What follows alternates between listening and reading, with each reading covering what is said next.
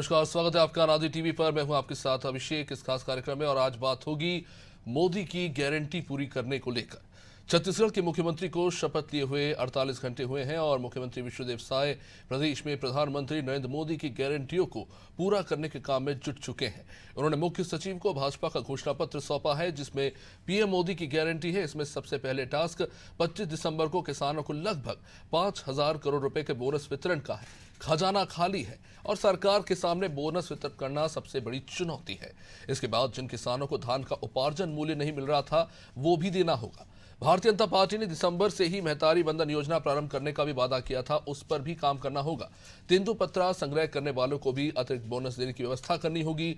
मौजूदा सरकार के पास अपने वादे पूरे करने के लिए बमुश्किल 3 महीने का वक्त है। इसके बाद लोकसभा चुनाव की सरगर्मी शुरू हो जाएगी और इतने कम समय में मोदी की गारंटी को अमल में कैसे लाया जाएगा, यही बड़ा सवाल है। क्या भाजपा के पास इसका कोई रोड मैप है? आज इसी पे चर्चा करेंगे। पहले कुछ प्रतिक्रियाओं पर नजर डालते हैं।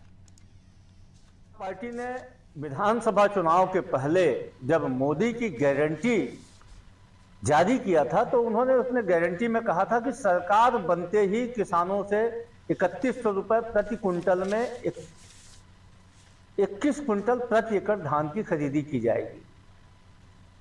उन्होंने चुनाव प्रचार के दौरान अनेक जगह कहा कि 2 लाख तक किसानों का कर्जा माफ होगा। उन्होंने यह भी वादा किया था कि दिसंबर महीने से ही माताओं बहनों को महतारी बंधन का 1,000 रुपये प्रति माह मिलेगा। लेकिन दुर्भाग्यजनक स्थिति यह है कि मंत्रिमंडल के पहले बैठक में न धान खरीदी पे कोई निर्णय लिया गया, न किसानों के कर्ज माफी पे कोई निर्णय लिया गया, और न ही महतारी बंधन में माताओं को 1,000 देने पे कोई निर्णय लिया गया, न ही 500 सिलेंडर के बारे में मंत्रिमंडल में कोई निर्णय लिया गया। उल्टे इन्होंने यह कह दिया कि हमारी गारंटी 5 साल के लिए है। मतलब सरकार बनने के 24 घंटे के अंदर ही भारतीय जनता पार्टी ने वायदा खिलाफी का दौर शुरू कर दिया है। जनता को ठगने का काम एक बार फिर से शुरू कर दिया है। विपक्ष में जाने के बाद कांग्रेस पार्टी के नेताओं की सोचने समझने की शक्ति समाप्त हो चुकी है। इनको याद होना चाहिए कि हमने इस बात को प्रमुखता से कहा था कि भारतीय जनता पार्टी की जब सरकार बनेगी, प्रदेश का मुख्यमंत्री अपने आवास में बाद में जाएगा। पहले प्रदेश के वंचित वर्ग के लोग, जिनको प्रधानमंत्री आवास से वंचित किया गया था, उनको आवास दिलाने में हस्ताक्षर होंगे। उसके बाद ही मुख्यमंत्री आवास की ओर प्रस्थान करेंगे। दूसरी महत्वपूर्ण घोषणा हमारी थी कि 25 दिसंबर को हम जो 2 बार का जो बोनस बकाया है, उस राशि में हस्ताक्षर करेंगे, जिसका हस्तांतरण होने जा रहा है। तो पीड़ा किस बात की? अभी तो सरकार को बने हुए 3 दिन भी नहीं हुए हैं, अभी से सारी योजनाएं लागू हो जाए। बताना चाहते हैं भारतीय जनता पार्टी की सरकार है। मोदी जी की गारंटी जो जो हमने कहा था चर्चा, उसका पालन होगा। महतारी बंधन से लेकर जितनी भी हमारी घोषणाएं हैं, उसको कांग्रेस पार्टी के नेता रोड रट्टा मारकर याद कर ले। सारी घोषणाएं आने वाले दिन में आपको क्रियान्वयन होकर धरातल में देखने के लिए मिलेगी। इसलिए इस प्रकार का आलाप करने की आवश्यकता भी नहीं है। अभी सोचने समझने का, चिंतन करने का समय कांग्रेसियों को है, जिनके घर में घर पटोवल के हालात हैं। और कांग्रेस पार्टी आज विभाजन के दौर से गुजर रही है। कहीं ऐसा ना हो कि कांग्रेस पार्टी 2 फाड़ विभाजित हो जाए। इसलिए भारतीय जनता पार्टी की हमारी सरकार है, वो पूरा जनहित के हिसाब से, जनमत के हिसाब से कार्य करेगी। इसमें कहीं कोई किंचित सोचने वाली बात नहीं। चलिए, अब इस पर चर्चा को आगे बढ़ाएंगे। हमारे साथ आज बीजेपी से जुड़ रहे हैं रविंद्र सिंह, संजय देवांगन हमारे साथ कांग्रेस से जुड़ रहे हैं, गंगेश द्विवेदी जी वरिष्ठ पत्रकार, तीनों हमारे साथ जुड़ चुके हैं। आप सभी का बहुत बहुत स्वागत। सबसे पहले रविंद्र सिंह जी, आप ही के पास आना चाहूँगा। चुनाव आपने जीत लिया, बड़े बड़े वादे हुए थे और पहली कैबिनेट की जो बैठक हुई उसमें कई दिलचस्प बातें निकलकर सामने आ रही है। सबसे पहले बात खजाने को लेकर कि जो बात कहीं ना कहीं दबी जुबान कांग्रेस भी कह रही थी, और जो स्थिति वाकई में साफ है कि एक बड़ा अतिरिक्त फिस्कल प्रेशर जो था छत्तीसगढ़ की पूर्व सरकार पर भी था और अब मौजूदा सरकार पर भी है। और सबसे बड़ा चैलेंज आपके लिए है कि लोकसभा के चुनाव से पहले जो वादे आपने किए थे उनकी शुरुआत की जाए, और शायद यही कारण भी है कि कांग्रेस जो वादे आपने किए हैं उनको लेकर हमलावर है। एक बड़ा चैलेंज आपके लिए। सबसे बड़ी बात तो यह है कि यदि वित्तीय चुनौतियां भी है तो उस चुनौतियों से हम पार पाना जाएंगे। इन्होंने कितना भी गड्ढा करके गया हो, कांग्रेस की सरकार ने, भारतीय जनता पार्टी उन सभी चीजों से उबर लेगी। दूसरी बात क्या कहते हैं, अभी इनके जो प्रवक्ता का मैं बाइट सुन रहा था, पूरी भारतीय जनता पार्टी के घोषणाओं को गिना रहे थे। अभी तो विधायकों की शपथ नहीं हुआ है पूरे विधायकों का। अभी तो इन्होंने नेता प्रतिपक्ष का चयन नहीं किया है। पहली कैबिनेट, वो भी शॉर्ट कैबिनेट, फुल कैबिनेट नहीं। उसमें भी हमने दो महत्वपूर्ण विषयों को उठाया। 8 लाख 18 लाख प्रधानमंत्री आवास योजना को, और क्या कहते हैं जो 25 तारीख को हम जो 2 साल बचा हुआ धान का बोनस देंगे, हमने किया और उसको प्रशासनिक स्वीकृति दे दिया है। अब वो काम में लग गए हैं। क्या पूरे घोषणा पत्र को गिना रहे थे 2 दिन में पूरा हो जाएगा? अब मैं बताता नहीं, हूं क्योंकि जी जी देखिए, कम से कम 1800 दिन में इन्होंने शराबबंदी नहीं किया। 1800 दिन में इन्होंने 2 साल का घोषणा पत्र बोनस नहीं दिया। तो रवि जी आप करेंगे, यही तो सवाल है। 110% करेंगे। आपको किंचित मात्र में इसमें शंका किसी को करने की शराबबंदी आपके वचन पत्र में नहीं है। नहीं, मैंने नहीं कहा। मैंने कहा कांग्रेस ने तो 1800 दिन में शराबबंदी नहीं किया था, उनके घोषणा पत्र में था। और हमारा तो 2 दिन हुआ है अभी, हमने 2 दिन में 2 चीज को कर दिया है। 1800 दिन जनता इंतजार करी है और उसके बाद नतीजा 0 रहा। 2 दिन तो इंतजार कर लीजिए। मैं कह रहा हूं अभी तो विधायकों ने शपथ नहीं लिया है भाई। ये तो नेता प्रतिपक्ष का चयन नहीं हुआ है। अभी तो मंत्रिमंडल हमारा पूरा बना नहीं है। तो 60 लिस्ट है, 60 कैबिनेट है, फुल कैबिनेट आ जाने दीजिए, सारी चीज कर देंगे। मोदी की गारंटी है, एक भी चीज नहीं छूटेगा। सब दसा हो सकता है ना कि कांग्रेस की जब सरकार थी उन्हें भी शायद ये पता था कि कुछ वादे वो भी पूरे नहीं कर पाए, और उसका कारण था कि जो वित्तीय स्थिति थी छत्तीसगढ़ की, तो शायद हो सकता है कि इसी से वो अंदाजा लगा रहे हैं कि फिर आप कैसे करेंगे। नहीं, बिल्कुल बिल्कुल। वो देखिए, सबसे बड़ी बात है भारतीय जनता पार्टी जो कहती है वो करती है। वो केवल जो 2014 में क्या कहते हैं धान का बोनस देना है, मोदी जी ने प्रतिबंध किया था, तो 2018 में भूपेश बघेल जी ने क्यों किया? हम ऐसा नहीं करेंगे। हम एक एक वस्तु स्थिति से अवगत है, हम पूरी तरह करेंगे, एक भी नहीं छूटेगा। मैं आपके चैनल के माध्यम से आज वादा कर रहा हूँ, 5 साल बाद भी आप देखेंगे सब कुछ हो जाए रहेगा, एक भी छूटेगा नहीं। इनकी तरफ कुछ भी नहीं छोड़ने वाले हैं। यदि हमने किया तो हमने कार्य योजना बनाया, हमने हवाई नहीं किया जैसा पिछली बार इन्होंने किया था। और ये डर इस बात का कि इन्होंने जो वायदा किया था पिछली बार घोषणा पत्र में, उसको पूरा कर नहीं सके थे, इसलिए घबरा रहे हैं। हम बिल्कुल निश्चिंत हैं और सबको को वादा किया है हमने, जो ये पूरा होगा। कहीं कोई किंचित मात्र नहीं, इस पे सवाल इसलिए भी उठ रहे हैं रविंद्र जी, क्योंकि अगर देखें तो छत्तीसगढ़ के मौजूदा वित्तीय वर्ष का बजट 1,04,000 करोड़ का वित्तीय बजट है, और अगर कर्ज की बात करें तो 89,000 करोड़ का कर्ज है, इस पर 6,000 करोड़ रुपए आप ब्याज चुका रहे हैं प्रतिवर्ष के हिसाब से। तो आपका जो फिस्कल जीएसडीपी है उसका 16% आप कर्ज ले चुके हैं। तो इन मौजूदा स्थिति में, और ये बीते कांग्रेस सरकार में सबसे ज्यादा लिए गए कर्ज पर आप लोग लगातार सवाल उठाते रहे, लेकिन अब मौजूदा स्थिति छत्तीसगढ़ की है। इन हालातों में आप 500 रुपए गैस सिलेंडर, 3100 रुपए के प्रति क्विंटल धान खरीदी, और महतारी योजना के सालाना 12,000 रुपए, और तेंदुपत्ता संग्राहकों को ये जितनी भी योजनाएं आपने, और ये योजना हालांकि ये भी कि कांग्रेस ने भी यही वादे किए थे, लेकिन वही सवाल है कि इन्हें किस तरह से पूरा करेंगे। तो मैं एक बेसिक बात बताता हूं। सबसे ज्यादा आपने हमलावर रहे कि पीएम आवास की जो राशि थी वो राज्य सरकार ने आवंटित नहीं की, इसलिए जो है आवास नहीं बन पाए। तो 60-40 का रेशियो होता है, केंद्र का 60, राज्य का 40, वो आवंटित नहीं हुआ। अब आपने वादा किया है 18 लाख आप घर बना के देंगे। जाहिर सी बात है 1 साल में नहीं बनेंगे, 5 सालों में बनेंगे, लेकिन क्या इतनी राशि है राज्य सरकार के पास, इतना फिस्कल एक्सपेंशन है आपके पास कि आप कर्ज ले सके? आपने बहुत अच्छा कहा कि 5 साल के लिए है ये। यदि प्रधानमंत्री आवास योजना तो 1 साल के बजट में नहीं, 5 साल के बजट का टारगेट है, और निश्चित रूप से होगा। 60% राज्य केंद्र सरकार देगी और 40% में बोल रहा हूँ। इन्होंने कर्जा लिया तो उस कर्जे का क्या किया, कहां से उपयोग कर लेते तो योजनाएं क्रियान्वित हो जाती। इन्होंने क्या किया, उस जो कर्जा लिया था उस पैसे का इन्होंने भ्रष्टाचार किया। उस पैसे का, हमारे यहाँ भ्रष्टाचार नहीं होगा। डॉक्टर रमन सिंह के समय वित्तीय सुशासन का हमको बहुत बार तारीफ मिली है केंद्र सरकार से। इनकी सरकार में हम बहुत अच्छा वित्तीय मतलब प्रशासन करेंगे, हमारी ओर से ऐसा। ठीक है, इस पर भी मैं आऊंगा, लेकिन पहले मैं संजय जी इस पर जवाब ले लेता हूं। संजय जी, वादे जो किए हैं बीजेपी ने, अब निभाने की बारी है। अब तो 2 ही दिन हुए हैं साहब सरकार बने हुए, थोड़ा वक्त दे दीजिए। सर्वप्रथम आप सबको मेरा सादर नमस्कार है। जय छत्तीसगढ़। हमारे साथी प्रवक्ता जिस दम भर करके जिस बात को कह रहे हैं, मैं याद दिला दूं, 2003 में जब आपकी सरकार बनी थी तब से लेकर के 2018 तक आपने प्रति 5 वर्ष में जितने भी वादे किए थे पूर्ण, उसमें से बहुत सारे वादे छूटे हुए हैं। तो इतना आप जिस बात को बोल रहे हैं कि मोदी की गारंटी है, तो मोदी जी की गारंटी की विषय में बता दूं कि मोदी जी ने 2014 में जो कहा था कि काले धन आएंगे, प्रत्येक खाते में 15-15 लाख रुपए जाएंगे, 2 करोड़ युवाओं। सर प्लीज जब बात पूरी तो होनी चाहिए। तो जो नौकरी देने की बात कही थी, कितना पूरा हो गया? आप कृषि कानून, जो काले 3 कृषि कानून लाए थे, कितने लोगों ने जान गंवाई उसको देख लीजिए। मुझे एक चीज बतला दीजिए, आपने किसानों से जो 3100 रुपए में 21 कुंटल लेने की बात कही थी, इस पर आपकी पहली कैबिनेट में चर्चा क्यों नहीं हुई? जिस माताओं और बहनों को लेकर के आप छाती पीट रहे थे कि इनको मातृत्व वंदन के हिसाब से आप देंगे 1000 रुपया, सालाना 12,000 रुपया, इस पे निर्णय क्यों नहीं लिया है? आपने जो गौठान गोबर की बात को बंद करने का जो आप चर्चा कर रहे हैं, इससे महिलाओं को समृद्ध बनाने से रोक रहे हैं। गांव की महिलाओं को, गृहिणी महिलाओं को जो गोबर से 2 रुपए बेच करके जो पैसा कमाते थे, स्व सहायता समूह की चुनाव हारने के बाद तो आरोप यही लग रहे हैं ना कि योजना तो आप बहुत शानदार लेके आए, लेकिन उनका बजट एलोकेशन प्रॉपर नहीं हुआ। इसी वजह से जो आदिवासी थे वो बीजेपी के साथ चले गए। और रही बात अगर फिस्कल एलोकेशन की, तो यही तो सवाल उठ रहा है कि क्या आपकी तरफ से, आपकी जब सरकार थी कांग्रेस की, क्या मिसमैनेजमेंट नहीं हुआ? क्योंकि पहली प्रेस कॉन्फ्रेंस में विष्णुदेव साई जी ने यही कहा कि खजाना खाली है लेकिन हम कोशिश करेंगे। देखिए, मैं इन्हीं की तरह एक प्रश्न का जवाब दे दूं। इन्होंने क्या कहा था कि जो 15-15 लाख रुपए देने की बात आई थी उस समय की बात, तब इन्होंने क्या कहा था हमसे, राजीव गांधी न्याय योजना के तहत जो देने की बात आई थी, इन्होंने क्या क्या हमसे पूछ करके किए थे क्या?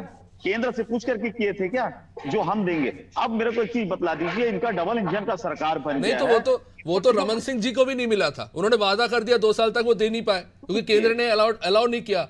तो आप अपनी नेता की बात कर रहे हैं, उन्होंने तो अपनी पार्टी के मुख्यमंत्री को नहीं दिया।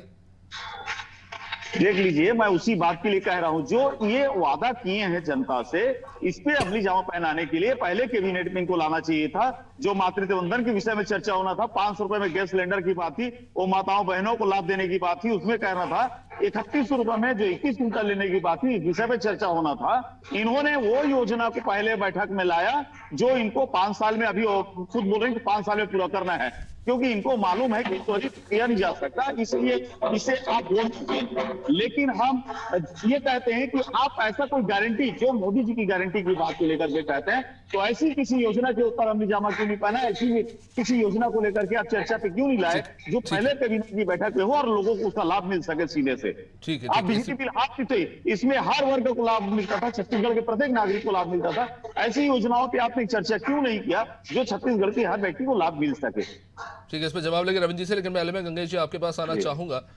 एक दुविधा नजर आती है, केंद्र अगर आप देखें धान पे जो एमएसपी दे रही है, राइस पे सॉरी एमएसपी दे रही है 2200 मेरे ख्याल से, जहां तक मेरी जानकारी, correct me if I am wrong, और यहाँ पे अब बात हो रही है कि राज्य सरकार 3100 रुपए धान पर एमएसपी देगी। दूसरी तरफ ओल्ड पेंशन इसके अब तो मान लेते कि भूल जाइए कि ऐसा कुछ होने वाला है। 500 रुपए में गैस सिलेंडर, ये तमाम जो वादे किए गए हैं राज्य में, अब इसको लेकर कहीं ना कहीं कांग्रेस ये जरूर सवाल उठा रही है कि आपने जिन राज्यों में चुनाव थे उन राज्यों में आपने ये वादे किए, बाकी राज्यों का क्या? तो क्या लगता है सर कि क्योंकि कांग्रेस को काउंटर करने के लिए बीजेपी ने ये घोषणाएं तो कर दी, लेकिन अब जब जीत गए हैं तो इनको लागू करने में पसीने छूटने वाले हैं? देखिए, जितनी भी घोषणाएं हुए हैं वो मोदी की गारंटी के रूप में ही हुई घोषणाएं, तो निश्चित तौर पर मोदी जी का भी रोल रहेगा। एमएसपी केंद्र सरकार तय करती है, तो निश्चित तौर पर मुझे लगता है इस पे जब तक केंद्र से पॉलिसी नहीं आएगी, छत्तीसगढ़ में यहाँ की सरकार उस पर पॉलिसी बनाना उनके लिए कठिन होगा, क्योंकि एमएसपी एक मुश्त धान की कीमत देने की बात आई है। पिछली सरकार ने एमएसपी के अलावा अंतर की राशि किसानों को प्रदान की थी, तो उस पर केंद्र में जो एमएसपी आती थी वो मिल जाती थी, उसका जो अंतर की राशि थी उसको ये अपनी किसान न्याय योजना के तहत दे देते थे। अभी भाजपा मुझे लगता है इसमें मतलब इनकी अभी तो पहली कैबिनेट है, इसलिए यही वजह कि ये पहली कैबिनेट में नहीं आ पाई। इस पे गहन विचार मंथन की जरूरत है, किस तरह से बजट का एलोकेशन करेंगे, किस तरह, मुझे लगता है कम से कम वो विभाग का एक मंत्री भी कोई बन जाए। अभी विभागीय मंत्री भी नहीं आ पाए, कृषि विभाग के या सहकारिता में खरीदी होती है, विषय सहकारिता का मिला जुला है, तो इसको लेकर अभी मुझे लगता है थोड़ा सा वर्कआउट करने की जरूरत है। और केंद्र से कितना फंड मिल सकता है उनको वहां से, एमएसपी वहां, क्योंकि एमएसपी तय होगी तभी एक मुश्त दे पाएंगे।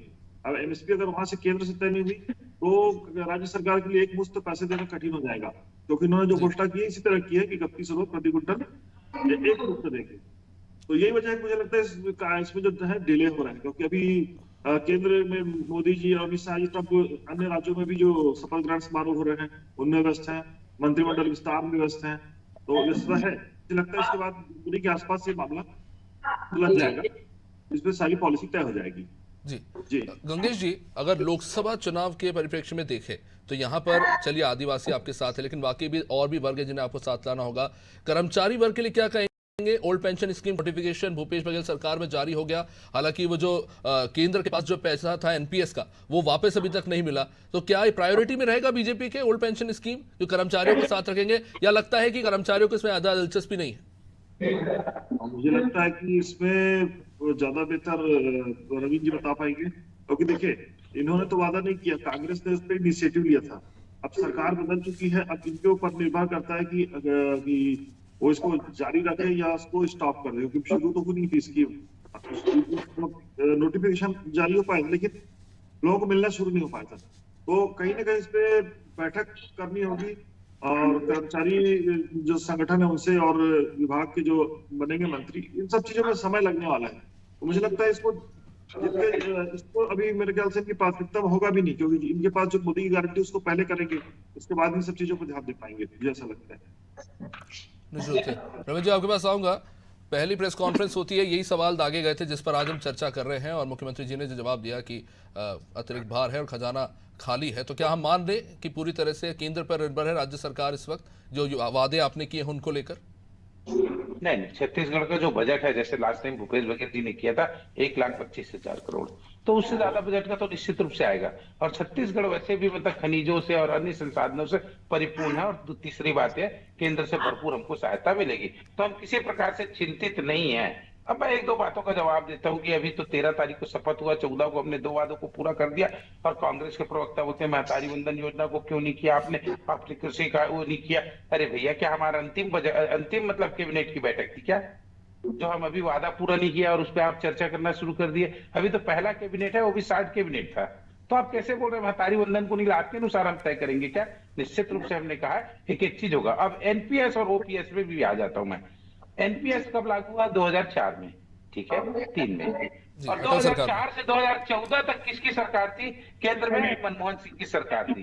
क्या जब 2004 से 2014 तक कभी भूपेश बघेल जी ने कहा कि ओपीएस लागू कर दिया जाए?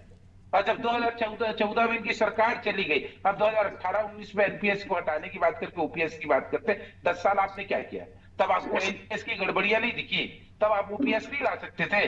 जहां नरेंद्र मोदी जी आए उसके बाद एनपीएस ओपीएस का लड़ाई शुरू, और कहा इन्होंने हिमाचल प्रदेश में कहा ओपीएस लागू करेंगे, राजस्थान में कहा था, हो गया क्या? यहाँ पर भी कहा था, इन्होंने कर दिया क्या? अब तो सरकारें चली गई, तो किसको ये भ्रमित कर रहे हैं? आपने ओपीएस का वादा किया, रद्द कर देना था। नहीं, ये जाहिर तौर पर इस पे संजय जवाब चाहूंगा, क्योंकि अगर आप ओपीएस लाना भी चाहते तो आप केंद्र की समर्थन के बिना ला नहीं सकते। तो ये वादे आपने सभी सरकारों में किए, लेकिन जो पैसा एनपीएस का है वो भी केंद्र के पास फंसा हुआ है, तो इस पर क्या है, क्या कहेंगे आप संजय जी? देखिए ये आज और कल की परिस्थिति बहुत अलग है पूरी। एक तरफ हमारे यहाँ जब छत्तीसगढ़ में जब कांग्रेस की गवर्नमेंट बनी, केंद्र में आपकी भाजपा की सरकार बैठी थी। आप ये देख लीजिए, हमको तो 2 वर्ष का जो बोनस देने के लिए छत्तीसगढ़ की सरकार ने कहा था किसानों का देने के लिए, उसके लिए तो इनके द्वारा हस्ताक्षर नहीं किया गया। तो इसमें आप ये प्रश्न को तो इंक्वायरी करना ही नहीं चाहिए, पहली बात है। दूसरी चीज, मैं ये प्रवक्ता जी की बात का जवाब दे देता हूं। इन्होंने कहा मातृत्व वंदन की बात, देखिए छत्तीसगढ़ में जो वोट गिरे, माताओं बहनों की वोट अधिक संख्या में, सुन लीजिए, अधिक संख्या में गिरे, जो आप पे विश्वास करके दिए, तो आपका पहला प्राथमिकता उनके ऊपर जाना चाहिए था। जैसे छत्तीसगढ़ हमारी प्राथमिकता की गवर्नमेंट किसानों हमारी सरकार है ना, आगे पहले प्राथमिकता तय करो और अभी से आप आलोचना करना शुरू करो, तो ये तो आप ही का मतलब वो है मत विचार सरकार हो गई। अरे भाई, आप तो करेंगे ना। नहीं संजय जी, अगर इतने ही 4 चांद लगे हुए थे छत्तीसगढ़ की अर्थव्यवस्था के, तो एकदम ऐन मौके पे आके आपको बेरोजगारी भत्ता नहीं देना पड़ता। वो भी इसलिए देना पड़ा शायद कहीं ना कहीं वहां पर युवाओं का प्रेशर था, और इनका वोट भी खैर शहरी क्षेत्रों में नहीं मिला। लेकिन नवीन जी, आपके पास आना चाहूंगा। आपने एक बात करी थी कि हम शराबबंदी करेंगे। मैं आपसे ये जानना चाहता हूं कि अगर स्टेट के रेवेन्यू जनरेशन की बात करें तो ले दे के, अगर जीएसटी के अलावा आपके पास पेट्रोल है या फिर आपके पास शराब है, और मौजूदा वादे जो आपने किए हैं, अगर उसमें आप कह रहे हैं कि आप शराब बंद कर देंगे, तो आप रेवेन्यू जनरेट कहां से करेंगे, ये बताइए। नहीं, मैं तो कभी नहीं कहा शराबबंदी करेंगे, ना हमारे घोषणा पत्र में था। 2013 में हमने कहा था कि क्रमिक रूप से शराब को कम करेंगे, हमारा घोषणा पत्र में ना होने के बावजूद। मैं तो इनसे ये प्रश्न कर रहा था कि आप हमसे प्रश्न कर रहे हैं 1803 दिनों का, मतलब 5 साल आपने शराबबंदी नहीं किया है। कांग्रेस से मैंने कहा, आपने 1803 दिन में शराबबंदी नहीं किया। अब रही बात, हम शराबबंदी का हमारा घोषणा पत्र में होता तो हम निश्चित रूप से पूरा करते, हमने नहीं रखा है हमारे घोषणा पत्र में। चलिए ठीक है, न्यूट्रल पॉइंट ऑफ व्यू से जान लेते हैं। गंगेश जी, शराबबंदी को लेकर बिहार गए थे, भूपेश बघेल की एक कोई टीम गई थी वहां पे। बिहार के हाल तो हम देख ही रहे हैं शराबबंदी के बाद कि वहां पे क्या हो रहा है। क्या वाकई में वास्तव में संभव है कि राज्य में, चाहे जैसा कि रविंद्र जी कह रहे हैं कि क्रमिक तौर पर या फिर परमानेंटली शराब बंद हो सके? देखिए परमानेंटली तो बहुत मुश्किल है, क्योंकि देखिए छत्तीसगढ़ में 32% आबादी आदिवासियों की है जिनको शराब बनाने की इजाजत है, तो वो अपने हिसाब से बनाते हैं और उनको 6 लीटर रखने कैरी करने की छूट है, वो बनाते हैं, उनकी संस्कृति का हिस्सा है ये, तो उनको तो आप रोक ही नहीं सकते। मैदानी इलाकों में भी एक बड़ा वर्ग है जो इस नशे को करता है, और इस नशे को अचानक बंद कर दिया जाए तो कहीं ना कहीं वो दूसरे नशे में, सूखे नशे में शिफ्ट होंगे या ड्रग्स वगैरह में चले जाएंगे, वो ज्यादा खतरनाक। तो जो रविंद्र जी बोल रहे हैं कि अगर नशे को उसमें बाहर निकालना है, खाली शराब की बात नहीं, एक्चुअली इसमें नशा उन्मूलन के बारे में चीज योजना बननी चाहिए, और क्रमिक रूप से धीरे धीरे लोगों को रिहेबिलिटेशन सेंटर में जाके या मोटिवेट करके, जो कम जिनके अंदर ज्यादा एल्कोहलिक नहीं है उनको मोटिवेट करके या अच्छे माहौल देख के, या जो अधिक एल्कोहलिक हुआ है या तो उस पोजीशन में कि इनको ट्रीटमेंट कर सकता है, उनके लिए रिहेबिलिटेशन सेंटर बना के धीरे धीरे ही इसको खत्म किया जा सकता है, और पूरी तरह से खत्म करना। सर, रेवेन्यू के पर्सपेक्टिव से क्या लगता है, अगर राज्य सरकार ऐसा करती है? जहां तक मेरी जानकारी है, भूपेश बघेल सरकार में 6000 करोड़ से भी ज्यादा का रेवेन्यू जनरेट हुआ है सालाना शराब से, तो क्या ये एक बहुत ही नेगेटिव फैक्टर होगा अगर शराब बंद होता है अर्थव्यवस्था के हिसाब से? के हिसाब से 6000 करोड़ रुपए कोई बहुत बड़ी रकम नहीं होती। देखिए 1,30,000 करोड़ का अगर वो है तो मुश्किल से 1% 2% के आसपास की रेवेन्यू है 6000 करोड़, बहुत ज्यादा रेवेन्यू नहीं है। हम जब बिहार में बंद हुआ तो मुझे अच्छे से याद है, हमने वहाँ के चीफ सेक्रेटरी से बात किया था, उन्होंने बोला वहाँ पे करोड़ की सेल थी शराब की, तो बोला था कि हमारे रेवेन्यू का मात्र ये 1%, तो इससे बहुत ज्यादा फर्क नहीं पड़ना है। लेकिन इसमें होता यह है कि बात रेवेन्यू की, इसमें एक तो फिर उसमें कुछ ना कुछ तो कंट्रीब्यूशन उसका है, जो कुछ बड़े काम करने के लिए उनसे पैसे आप सकते हैं।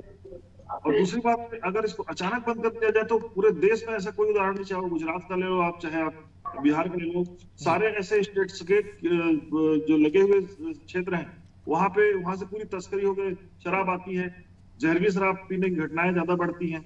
इनको क्रमिक रूप से ट्रीटमेंट के तौर पर करके धीरे धीरे कम करने की प्रक्रिया में आना चाहिए। सही बात है, मतलब निश्चित रूप से रिगरस स्टेप लेंगे तो उससे नुकसान होता है। खैर, अब समय इजाजत नहीं देता है इस चर्चा को आगे बढ़ाने का। आप सभी का बहुत बहुत शुक्रिया इस चर्चा में जुड़ने के लिए। तो वादे किए गए हैं और काफ़ी महत्वपूर्ण वादे इस बार अगर हम देखें तो चुनाव में हमें देखने को मिले हैं। भारी भरकम वादों का भार इस वक्त मौजूदा सरकार पर है। खैर, अभी कुछ ही दिन हुए हैं और आने वाले समय में देखना होगा कि राज्य सरकार मौजूदा हालातों में जो वादे उन्होंने अपने घोषणा पत्र में किए हैं उसे किस तरह से निभाती है, उसे किस तरह से अमली जामा पहनाती है। फिलहाल इस कार्यक्रम में इतना ही। आप देखते रहिए अनादि टीवी। नमस्कार।